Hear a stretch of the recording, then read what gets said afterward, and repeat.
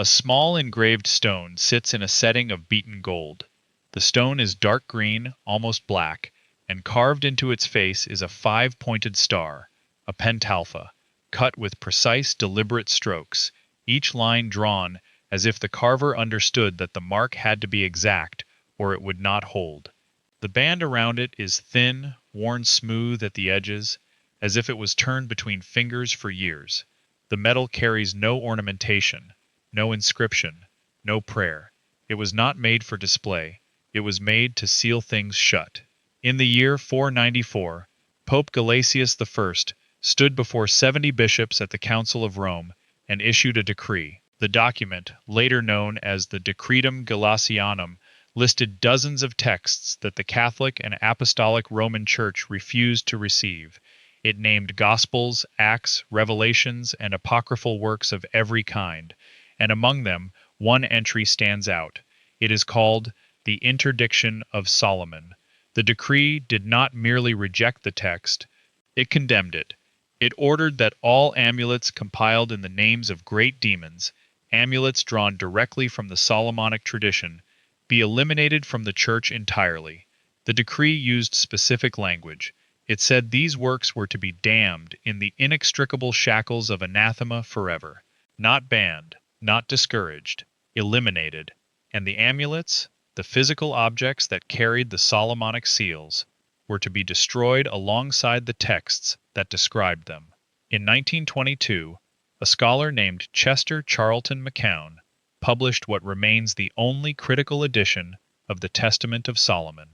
He compiled it from manuscripts scattered across 8 locations: Mount Athos, Bologna, Holcombe Hall, Jerusalem, London, Milan, Paris, and Vienna.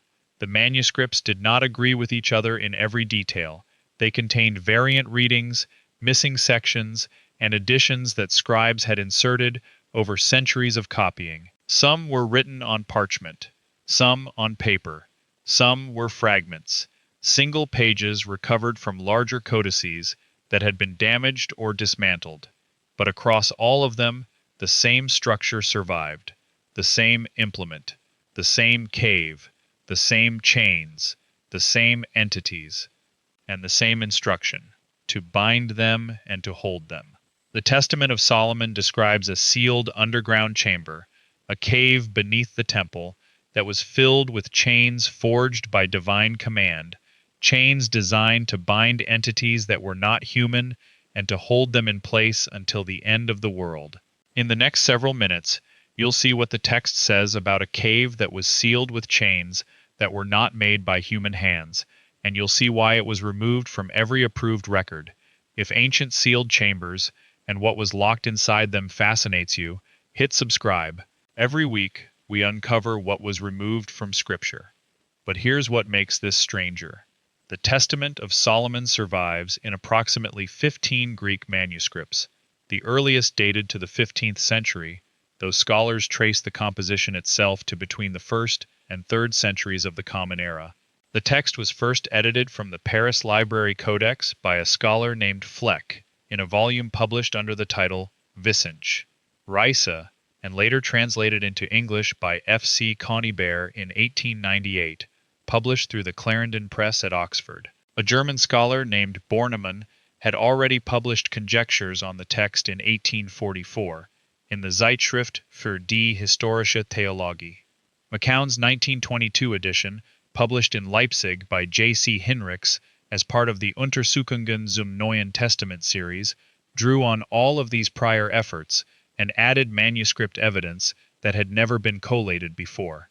A later scholar, Sarah L. Schwartz, revisited the manuscript tradition in 2007, publishing in the Journal for the Study of the Pseudepigrapha and identifying recension layers that McCown had not fully separated. The text is not short. It contains over 130 numbered sections. And in those sections, it describes a system of containment that uses specific, named physical objects: a ring, chains, vessels, prisons, and a pillar, each one given a function, a location, and a duration. And this is where it gets disturbing. What we're looking at breaks into 5 parts.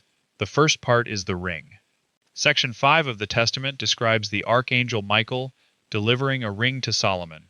The ring bears an engraved stone. The engraving is a pentalpha, a five-pointed star. Michael tells Solomon, "With it you shall lock up all demons of the earth, male and female, and with their help you shall build up Jerusalem." The ring is not a symbol. It is a tool. It is the implement that activates every binding that follows. Solomon is told he must wear the seal of God on his person at all times. The ring is the key. Without it, nothing in the text can be sealed. The second part is the cave. Section 17 records the interrogation of a demon named Onoscalis. When Solomon asks where she lives, she answers, "There is a golden cave where I lie." She adds that her dwelling place shifts, that it is not fixed in one location, but that her most frequent locations are precipices, caves, and ravines. The text does not describe the golden cave as a metaphor. It describes it as a physical location, a cave with gold in it, or made of gold, where a non-human entity rests between activities. The cave is not unique to this demon. It is a type of space, a sealed, subterranean chamber where entities gather. The third part is the chains. Section 65 records the binding of a demon named Enepsigos. Solomon uses his seal and binds her with a triple chain. He places beneath her the fastening of the chain. The Greek word used for the chain is specific.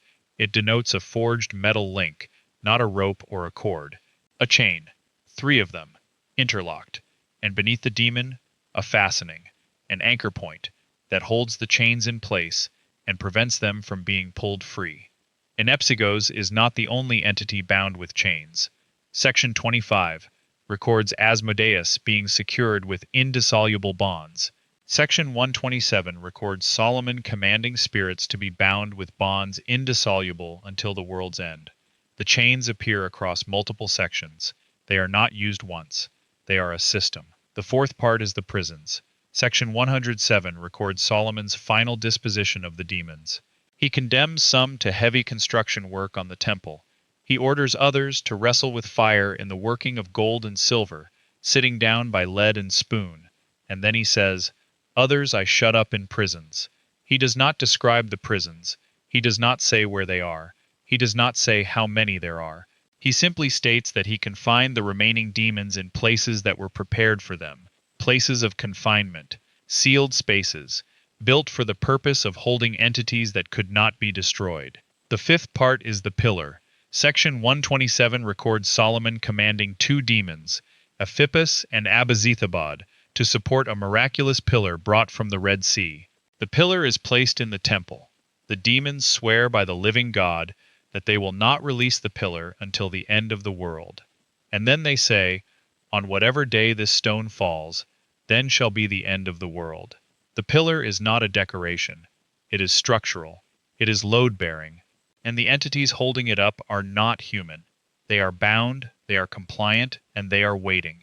A ring, a cave, a triple chain, prisons, a pillar held by entities that are not human, standing beneath the temple, holding the structure in place, waiting for a specific day. In 2023, a research team led by Jay Wang published a study in a peer-reviewed journal demonstrating the existence of what they called polar Solomon rings, a new form of topological structure found in ferroelectric nanocrystals. These are not metaphorical rings. They are physical configurations of polarized electric fields that form closed-loop patterns resembling linked chains inside crystalline structures at the nanoscale.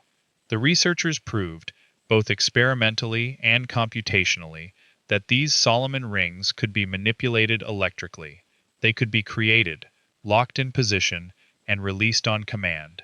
The study was funded through the National Science Foundation and cataloged in a federal research repository. The name, Solomon Rings, was not chosen for religious reasons.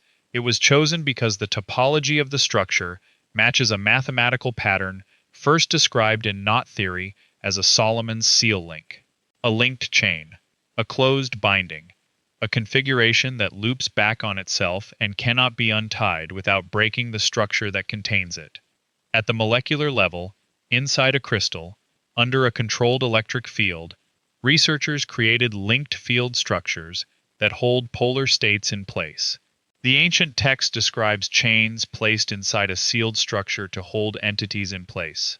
The modern study describes linked fields placed inside a crystalline structure to lock polar states in place. The language is different, the mechanism is not. Here's what the translators left out. In section 65, the standard English translation by Connie Bear reads, "I sealed her with a triple chain, and placed beneath her the fastening of the chain." But the Greek word translated as fastening, in several of the manuscripts McCown collated, including the Mount Athos and Vienna copies, carries an additional meaning. The term can also be rendered as the forge mark, the mark of the forge, the imprint left by the process that made the chain. What the text is saying in the older readings is not just that Solomon placed a fastening beneath the demon.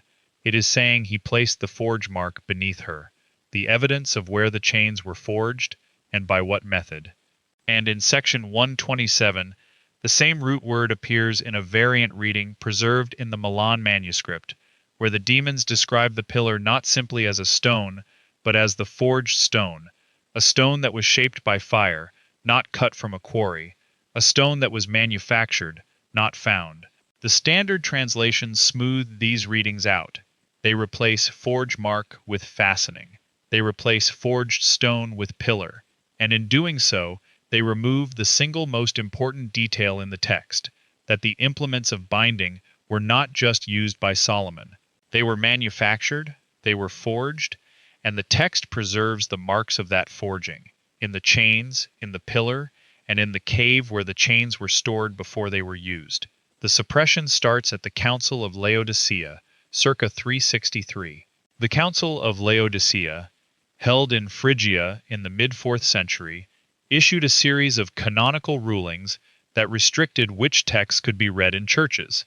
The Testament of Solomon was not named explicitly in the surviving canons, but Canon 59 prohibited the use of unsanctioned texts in liturgical settings, and Canon 36 condemned the practice of invoking angels and demons for healing and protection, the exact practice the Testament describes in detail across more than 100 sections.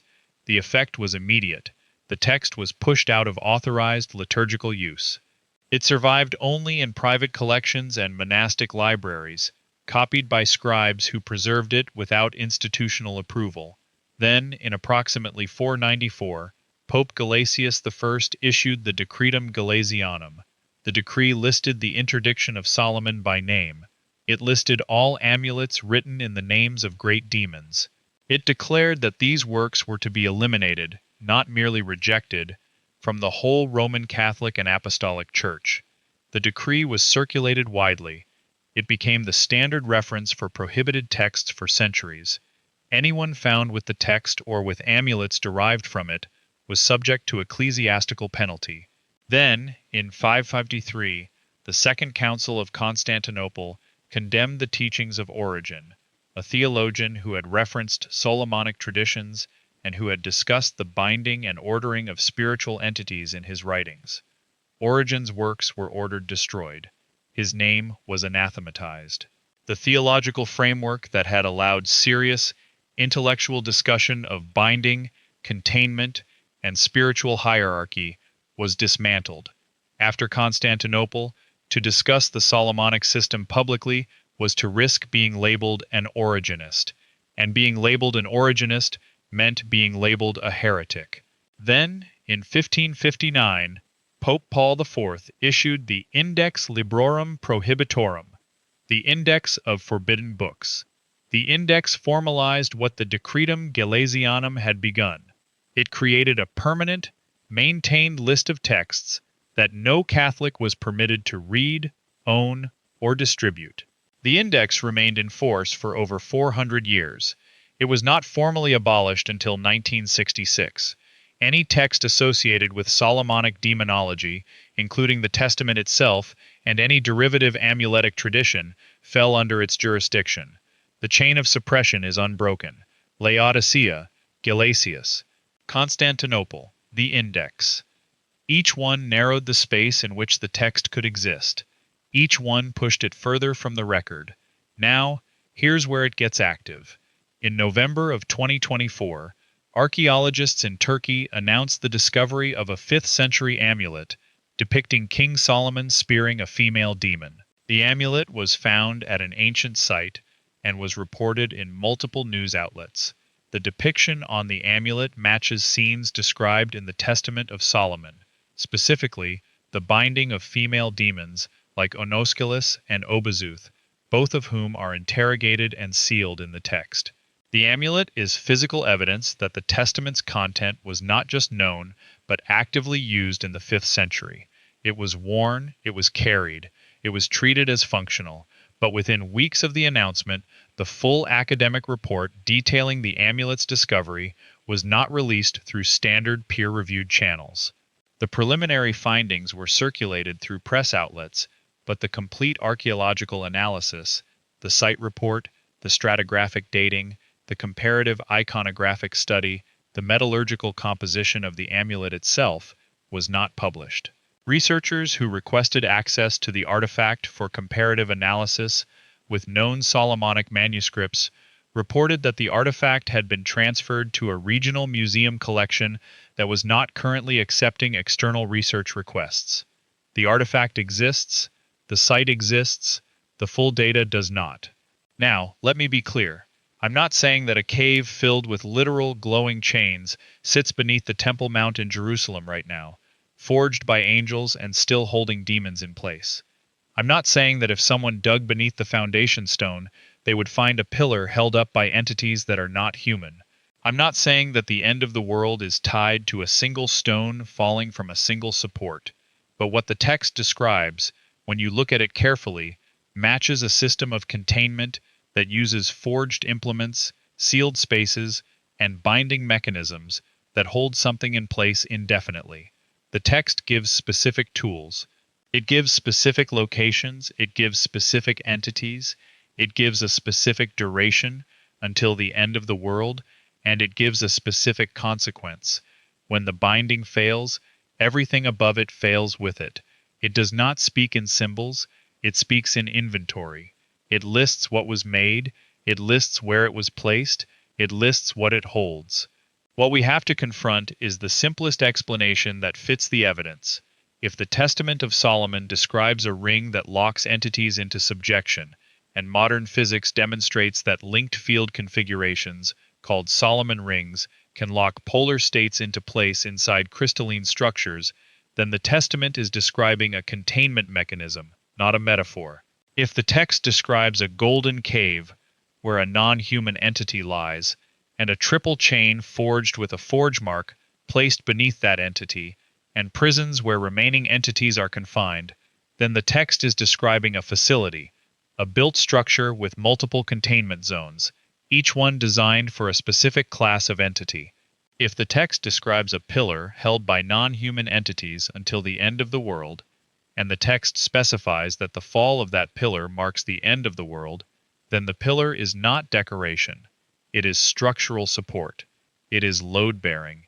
And the entities holding it are not volunteers. They are bound.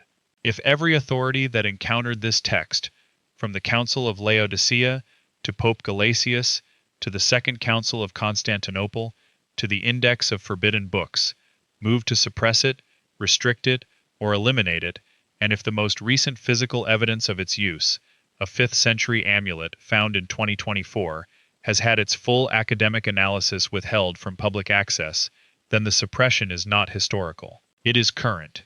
It is active. And the question is not whether the text was suppressed. The question is what the text describes that made suppression necessary across 17 centuries. A small engraved stone sits in a setting of beaten gold.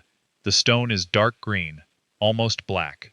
A 5-pointed star is cut into its face with precise, deliberate strokes.